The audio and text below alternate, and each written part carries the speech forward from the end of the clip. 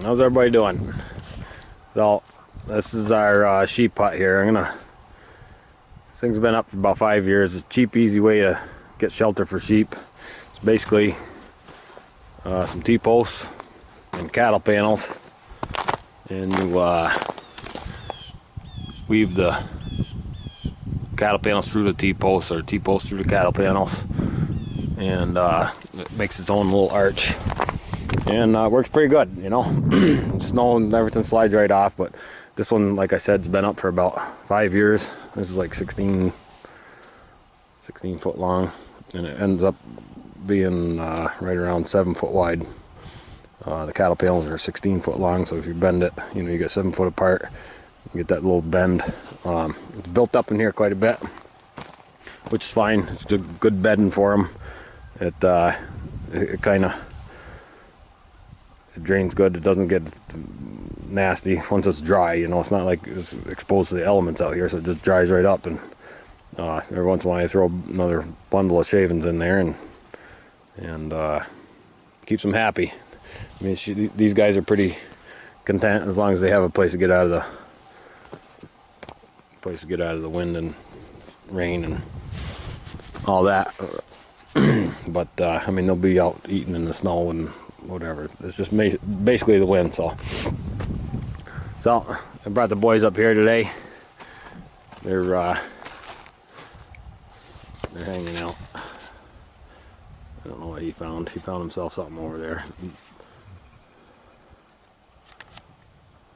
Right, Redster? That's a good boy, huh? Yeah. Yeah. So we're gonna work on this. I'm gonna work on this and show you how the new one goes. I got an old tarp that I had set up. The tarps are like, you know, $100 or something for, I think it's a 20 by 20 tarp. And like I said, I get 5 years out of it out here in the sun and everything. And as you can see, this one's kind of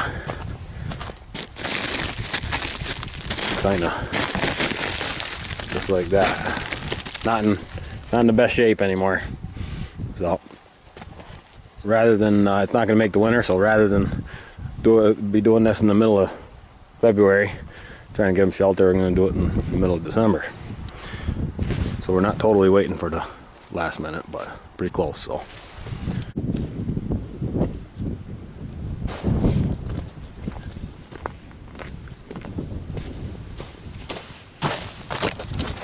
and being that this thing's the cattle panels are only 16 foot and the tarp is 20 by 20, so it's 20 foot, so you're getting a lot of extra 3 foot or whatever. The finished size of the tarp is less than 20, so whatever you get left over on that side. So I tie this side off. This is the side with prevailing wind. That's west over there, and so the wind comes through here, mostly southwest, northwest, west. So I tie that side down good. Then on the other side, I ended up putting a couple boards and a lot of concrete blocks along it to hold it down. And sometimes the wind cranks through here. And we're kind of in a, I don't know if you can really see, but we're kind of in a bowl here. And the wind comes right through here wicked sometimes. So I got quite a few blocks on it to hold it down, and it's still, once in a while, it's whipped all the blocks right off there and everything. But now, these T-post tops, they stick up through. You can kind of see what's going on here now. So you put them through the bottom, the very bottom slot of the bottom square of the cattle panel, and you come up, I don't know, what is it, 1, 2, 3, 4, 5, 6. On the 6th one, you run it back through again. So you get these little sharp T-post tops. And in the past, you can see I've wrapped them with, that's just sill seal foam, and but it kind of breaks down and whatever, and they end up poking through the thing, through the tarp anyway. So the other method I found is the Gatorade bottles. This is they're 20 ounce. You just trim just the top off here a little bit, and slide that over, and it's a hard, rugged plastic thing, protection on there. And then when you put your tarp over, it prevents the top of the T-post from popping through. So I'm gonna go through and do that, and I'll pick it up in a little bit. Now there's a term for this. There's stupidity or manual labor, or I don't know. There's also a term for this stuff here. Hard as a rock, and it's not because it's frozen. It's something happens to it. It starts degrading. There's an actual term for it. I can't remember. Bio something. Who knows? But what happens is this top layer gets hard. This stuff, this nasty crap. The top layer gets hard, and underneath it starts decomposing, and it actually provides heat for the sheep in the winter when they're laying on it. It's you know, just through the decomposition process, it provides them some heat. So, not that they need a lot, but that's what happens here. So I got to dig this out by hand here. I thought I'd maybe get the excavator in here. I did, you know, come in from that end with the tractor a while, months ago, scoop some of it out. But there's no way to lift these panels out with either the excavator or the tractor. There's no way to get that out without totally bending the crap out of them, because they're locked in this crap. So I just do it by hand, the old-fashioned way.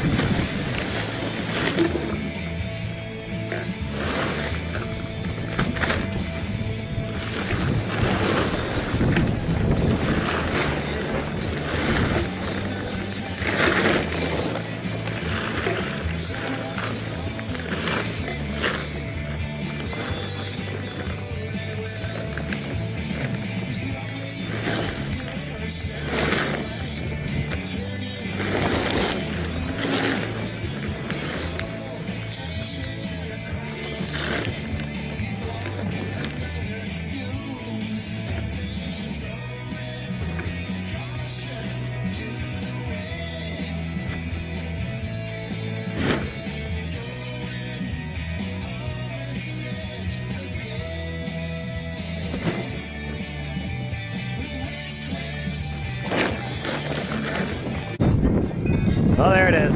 I've got a new used top on it. That one I had up, it's still in pretty decent shape, so I've got a couple years out of it. It's that's what these guys like to do. Get blocked from the wind and sitting there, and that opening, that's south right there. Just start opening faces due south, and there's the sun. You get the sun all day here. We're lucky we've got a good spot here where, you know, even in the dead of winter, we're 3 weeks away from the equinox. Sun comes up over there, goes down there, so you get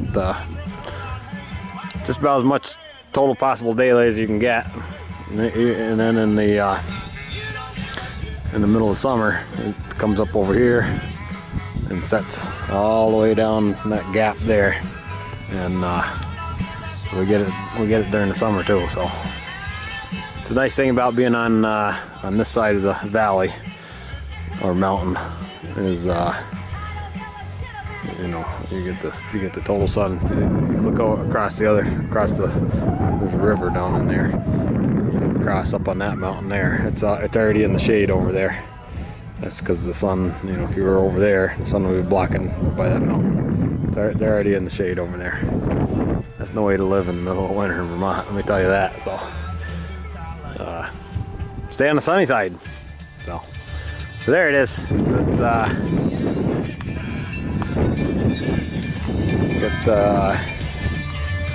I just wrapped this. Yeah, I got a couple pieces of plywood in here. Just kind of cut the fit. one, whatever. And then I just kind of wrap this rope through there and pull it tight, and it cinches this down and blocks enough wind. Works out fine. It's cheaper, like it's like having 2-year-olds.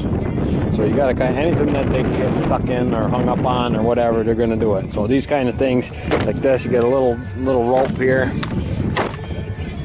They've been kind of hung up in it before a little bit, but it's not bad enough where they can get themselves undone without hanging themselves.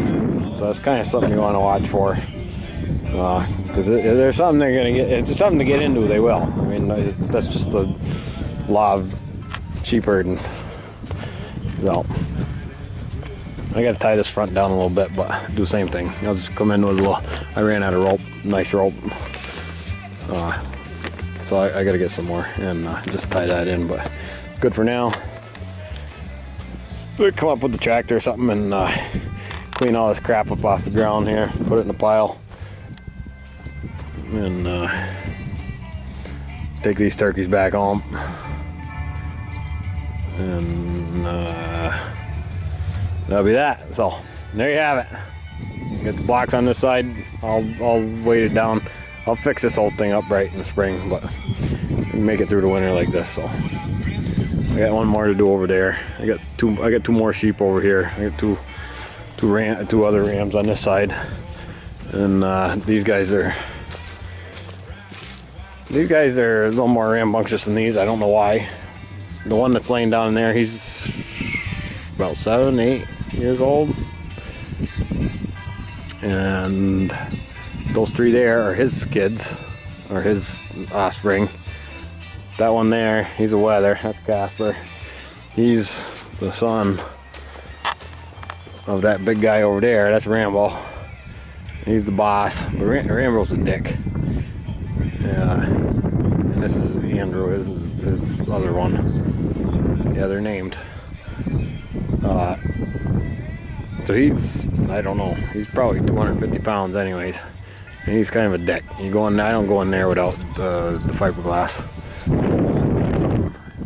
Turn your back on him. So anyways, you can just crap out of these guys. So I keep them separated. And, so I got to do that one. I got to clean that one up. They totally destroy. Wait until you see that one. Maybe I'll film it. They beat the wire panels all apart and everything. They're in there screwing around. I got one more ram that's down at my friend's house there. His daughter needed a 4-H project, so she's breeding sheep. So we brought him down, and he's another big one, and who was also his son. So I gotta get him back up here, but they totally destroyed that thing. I mean, they ripped the tarps on it. You know, I had a nice canvas. You can see that yellow there. That was a nice canvas, waterproof tarp that I had on there and everything. And they split that thing right down the middle and beat the crap out of the panels. And you get 3 of these guys pushing on it. It's you know, 800 pounds pushing on it, and it just destroys it. So I that's just all temporary crap that I had some scrap pieces that it was raining and whatever, and I had to get them covered up. So that's the next thing to tackle. And there you go. You can see it in their eyes when they're dicks. You know, this guy right here. He's got that mean look to him. He doesn't look like he's not smiling. You know. So all right. I hope everybody's good. We'll catch you later.